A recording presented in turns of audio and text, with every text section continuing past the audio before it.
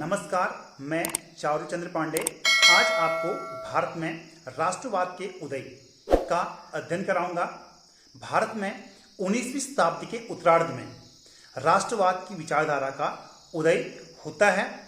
यह एक ऐसी विचारधारा है जो लोगों को अपने देश के प्रति समर्पित होने के लिए प्रेरित करती है और इस विचारधारा के तहत भारत में 19वीं शताब्दी के उत्तरार्ध से ही राष्ट्रीय आंदोलन का जन्म हुआ और इन्हीं राष्ट्रीय आंदोलन के परिणाम स्वरूप भारत को सन 1947 को आज़ादी मिली और ये विचारधारा भारत में प्रारंभ में नहीं थी, अर्थात जब अंग्रेज भारत में आए तब यह राष्ट्रवाद की विचारधारा भारत में विद्यमान नहीं थी। भारत अनेक छोटे छोटे राज्यों में बटा हुआ था और इन छोटे छोटे जो राज्य थे इनमें राजनीतिक एकता का अभाव था और इसी कारण अंग्रेजों ने यहाँ पर अपनी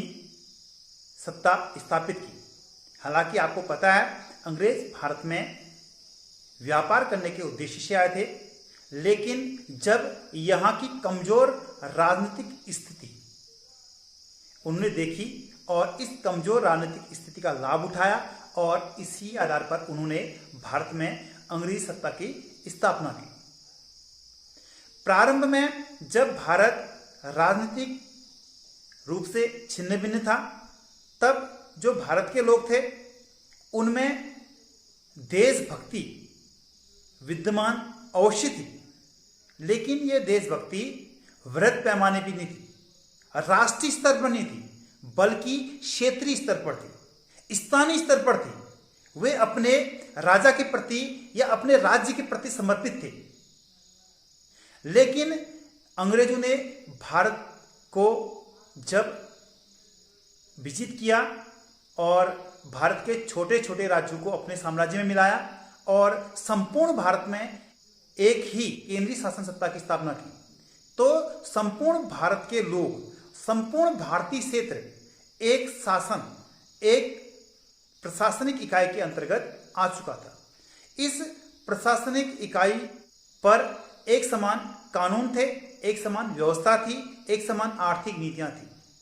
ये सभी भारत में राष्ट्रीय एकता की स्थापना के लिए उत्तरदायी थे, क्योंकि संपूर्ण भारत के लोग एकजुट होने लगे, क्योंकि अंग्रेजों की जो आर्थिक पॉलिसियां थी, अंग्रेजों की जो आर्थिक नीतियां थी वो संपूर्ण भारत के लोगों पर लागू हो रही थी। उनके संपूर्ण भारत के लोगों पर जो अत्याचार थे वो समान रूप से थे, तो संपूर्ण भारत के लोग अंग्रेजों की इन नीतियों से दुखी थे और जब दुखी व्यक्ति या दुखी लोग एकजुट हुए अंग्रेजों के प्रति, उनमें बदला लेने की भावना जागृत हुई। तो इस प्रकार की भावनाएं राष्ट्रवाद के विकास में के लिए उत्तरदायी थी। अब हम बात करते हैं कि राष्ट्रवाद के विकास में किन किन कारणों का योगदान रहा। सबसे पहले हम बात करते हैं राजनीतिक कारणों की। राजनीतिक कारणों में सबसे पहले हम लेते हैं 1857 का विद्रोह या क्रांति। इससे पहले मैंने आपको 1857 का विद्रोह और क्रांति के बारे में पढ़ाया है। यह क्रांति भारत में सफल नहीं हुई थी। अंग्रेजों ने इस क्रांति को निर्ममता से, दमनात्मक नीति से कुचल दिया था। इससे भारतीय लोग बड़े आहत हुए, उनके प्रति उनमें बदला लेने की भावना उत्पन्न हुई और अंग्रेजों से बदला लेने के लिए एकजुट होने लगे। अब दूसरा कारण मैं आपको बताता हूं कि उस समय अंग्रेजों के समय यातायात व्यवस्था, संचार व्यवस्था और उनके द्वारा जो एक ही प्रकार की जो प्रशासनिक इकाइयां थी, जो एक ही प्रकार का कानून था, वो भी राष्ट्रीय एकता या राष्ट्रवाद के विकास में महत्वपूर्ण भूमिका उन्हें निभाई थी। अब उदाहरण के लिए हम लें कि उस समय अंग्रेजों के समय भारत में रेल व्यवस्था का प्रादुर्भाव हुआ और भारत में रेल, आपको पता है डलहौजी के समय भारत में 16 अप्रैल 1853 में रेलगाड़ी चली थी और इस रेल व्यवस्था ने संपूर्ण भारत के लोगों को एकजुट किया, क्योंकि ये रेलगाड़ी भारत के एक कोने से दूसरे कोने जाने लगी और इस रेलगाड़ी में भारत के सभी जाति समुदाय के लोग, सभी संप्रदाय के लोग एक साथ बैठ के सफर करने लगे और सभी लोग आपस में एक दूसरे क्षेत्र में गए, वहां के लोगों के दुख दर्द को देखा। उनको लग गया कि अंग्रेजी शासन के कारण संपूर्ण भारत में एक प्रकार से अत्याचार विद्यमान है, अंग्रेज भारत के लोगों पे समान रूप से अत्याचार कर रहे हैं और सभी लोग वार्तालाप के द्वारा, सभी लोग आपसी संपर्क के द्वारा अंग्रेजों की इस नीतियों का विरोध करने लगे। क्योंकि आपको पता है, जब हम कहीं पर जाते हैं तो जो मुसाफिर होते हैं वो एक दूसरे से वार्तालाप करते हैं, उसी प्रकार के वार्तालाप, उसी प्रकार का संपर्क भारत के लोगों के बीच स्थापित हुआ और वे अंग्रेजों के इन जो पॉलिसियां थी या अंग्रेजों की इन नीतियों का विरोध करने लगे और अंग्रेजों के विरुद्ध एकजुट होने लगे। इसके अलावा उस समय भारत में तार व्यवस्था स्थापित थी और उसी प्रकार भारत में डाक व्यवस्था की भी स्थापना हुई। आपको पता है ये तीनों की तीनों व्यवस्थाएं, चाहे वो डाक हो, चाहे वो तार हो, चाहे वो रेल हो, वो लॉर्ड डलहौजी के समय इनकी स्थापना हुई थी। लेकिन इनकी स्थापना अंग्रेजों ने अपने उद्देश्यों के लिए, अपने हितों की पूर्ति के लिए, अपनी सुविधाओं के लिए की थी, लेकिन इसका जो लाभ था वो कालांतर में भारत के लोगों को मिला। इससे कश्मीर से कन्याकुमारी तक और अटक से कटक तक संपूर्ण भारत एकजुट हुआ। आपने इतिहास पढ़ा, आपने पढ़ा कि अकबर के समय, औरंगजेब के समय और अशोक के समय भी भारत के अंतर्गत एक विशाल क्षेत्र था, लेकिन संचार के कारण या भारत में यातायात के साधन के अभाव में भारत के लोग एकजुट नहीं हुए थे। लेकिन इन रेलगाड़ियों के द्वारा, इन संचार माध्यमों के द्वारा, इस डाक व्यवस्था के द्वारा संपूर्ण भारत में एकता स्थापित हुई। डाक के माध्यम से या तार के माध्यम से अपने संदेशों का प्रसार करने लगे। अब जो लोग थे उनकी जो दूरियां थी वो घटी और लोग एक दूसरे के निकट आए। तो ये यातायात और संचार माध्यम भी भारत में राष्ट्रवाद के विकास के लिए उत्तरदायी रहा या भारत में राष्ट्रीय एकता के लिए उत्तरदायी रहा। इसके बाद हम बात करते हैं धार्मिक आंदोलन की। धार्मिक आंदोलन, उस समय समाज में कई कुरीतियां थी, उन कुरीतियों को निराकरण के लिए भारत में कई समाज सुधारक आगे आए और उन्होंने धार्मिक आंदोलन या कई सामाजिक सुधार आंदोलन या ये कहें कि धार्मिक और सामाजिक संगठन उन्होंने स्थापित किए। जैसे उदाहरण के रूप में सबसे पहले हम आपका राजा राम मोहन राय को लेते हैं। राजा राम मोहन राय को आधुनिक भारत का पिता कहते हैं और इन्होंने पाश्चात्य शिक्षा को भारत में लागू करने के लिए प्रयास किए थे और इनके प्रयासों से सती प्रथा का अंत करने के लिए प्रयास किए गए। इन्होंने इसके लिए लॉर्ड विलियम बेंटिंक को लेटर लिखे थे और भारत में इनके और बेंटिंक के प्रयासों से सती प्रथा का अंत हुआ और ब्रिटिश सरकार ने धारा 17 के तहत 1829 ईस्वी में सती प्रथा का अंत कर दिया। और इसी प्रकार से दूसरे जो समाज सुधारक थे उस समय आपका दयानंद सरस्वती थे। दयानंद सरस्वती ने 1875 में आर्य समाज की स्थापना की थी और इस आर्य समाज ने भारत में जाति भेदभाव को मिटाने के लिए अथक प्रयास किए थे और इन्होंने नारा दिया था, भारत भारतवासियों का है। और साथ ही साथ इन्होंने धार्मिक क्षेत्र में भी एक महत्वपूर्ण नारा दिया था, वेदों की ओर लौटो। और उन्होंने वेदों की महत्ता को प्रकाशित किया और वेदों की महत्व को लोगों को समझाया और आर्य सभ्यता का गुणगान इन्होंने किया। और उससे लोग जो हीन भावना से ग्रसित थे, अंग्रेजों की गुलामी और दासता से जो हीनता के स्तर पर आ चुके थे, उनको ये बताया कि हम महान आर्य सभ्यता से जुड़े हुए हैं। और इसी प्रकार से उन्होंने स्वदेशी के प्रयोग पर भी बल दिया और उन्होंने भारत के लोगों को हर प्रकार से जागरूक किया और इनको भारत का मार्टिन लूथर भी कहा जाता है। इसी के साथ साथ हम रामकृष्ण मिशन के जो प्रयास थे उसको भी नहीं भूल सकते हैं। और जो रामकृष्ण मिशन में प्रारंभिक स्तर पर परमहंस और उनके शिष्य विवेकानंद ने महत्वपूर्ण भूमिका निभाई। जो विवेकानंद थे उन्होंने वेदांत की शिक्षा को बढ़ावा दिया था कि युवाओं के लिए ये एक रोल मॉडल थे और इनका जो जन्म हुआ था वह 12 जनवरी 1863 में हुआ था।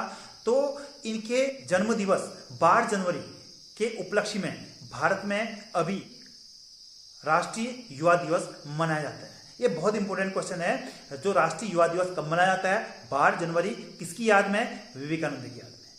तो राज्य उत्तराखंड में भी आए। उत्तराखंड में वो काकड़ी घाट और अल्मोड़ा और लोहाघाट में उनकी यादों से मायावती आश्रम जुड़ा है। हालांकि मायावती आश्रम की स्थापना सेवियर दाम्पत्य ने की थी और यहाँ से प्रबुद्ध भारत नामक जो पत्रिका थी वो निकलती थी। ये बहुत इंपॉर्टेंट क्वेश्चन है। प्रबुद्ध भारत जो पत्रिका है उसका प्रकाशन कहाँ से होता है? उसका प्रकाशन आपका मायावती आश्रम से होता था। और इसके अलावा इन्होंने भक्ति योग, कर्मयोग, राजयोग नामक महत्वपूर्ण ग्रंथ लिखे। इनके प्रयासों से भारत के जो युवा थे, भारत के लोग थे, उनमें जागरूकता आई और वे अपने राष्ट्र के प्रति वो समर्पित होने लगे। तो इस प्रकार से जो धार्मिक आंदोलन थे, जो सुधार थे या सामाजिक सुधार थे, इनसे भारत के लोगों में राष्ट्रीय चेतना आई।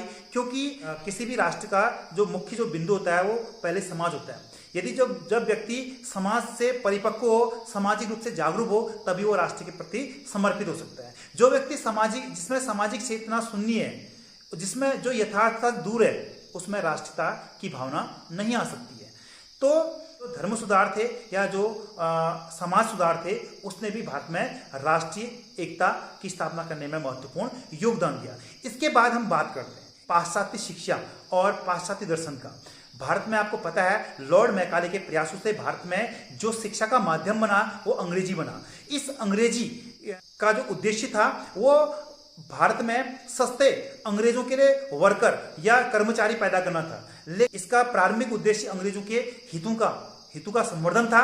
लेकिन इसका कालांतर में जो लाभ हुआ वो भारत के लोगों को हुआ। कुल मिलाकर लेकिन इसका उल्टा असर हुआ। उस समय के बाद जो भारत के लोग थे वे अंग्रेजी शिक्षा के माध्यम से जो यूरोपीय साहित्य है या इंग्लैंड का साहित्य था उससे रूबरू हुए। क्योंकि यूरोप और अंग्रेजों का साहित्य जनतांत्रिक भावनाओं से भरा था और जहां से भारत के लोग उसको पढ़कर भारत के लोग जागरूक हुए और उन्होंने ये ठान ली कि हाँ, अब हम भी भारत में राष्ट्रीय चेतना फैलाएंगे और राष्ट्रवाद के विकास में अपना महत्वपूर्ण योगदान देंगे। तो कुल मिला के अंग्रेजी साहित्य को पढ़कर ही भारत के लोग अंग्रेजों के खिलाफ खड़े हुए थे। जो पाश्चात्य शिक्षा और उनका साहित्य था, उनका दर्शन था, उसको पढ़कर भारत के लोग जागरूक हुए। इसके बाद हम बात करते हैं कि उस समय जो लॉर्ड लिटन था उसकी दमनात्मक नीतियां भी इसके लिए उत्तरदायी थी। लॉर्ड लिटन एक प्रतिक्रियावादी वॉयसरॉय था। जो भारत के लोग थे उनके प्रत्येक आकांक्षाओं को कुचलने के लिए वो तत्पर था। और उसने सिविल सेवा की जो परीक्षा होती थी, आईसीएस जिसको हम कहते थे, उस परीक्षा में भारत के लोग शामिल न हो, इसके लिए उसने उनकी उम्र 21 वर्ष से घटाकर 19 वर्ष कर दी। हालांकि पहले 21 वर्ष से भी कम थी, लेकिन जो लिटन था वो चाहता था कि भारत के लोग इसमें शामिल ही न हो।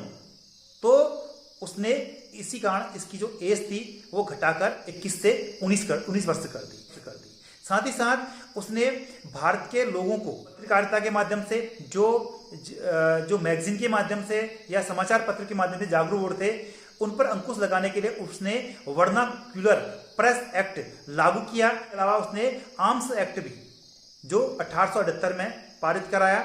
इसके अलावा 1877 में उसने दिल्ली का दरबार उस समय लगाया जब भारत में अकाल था और उस अकाल के समय उसने कई टन गेहूं ब्रिटेन भेजा और जिस गेहूं की आवश्यकता अकाल के समय राहत के लिए होनी चाहिए थी, उस गेहूं को उसने ब्रिटेन भेज दिया।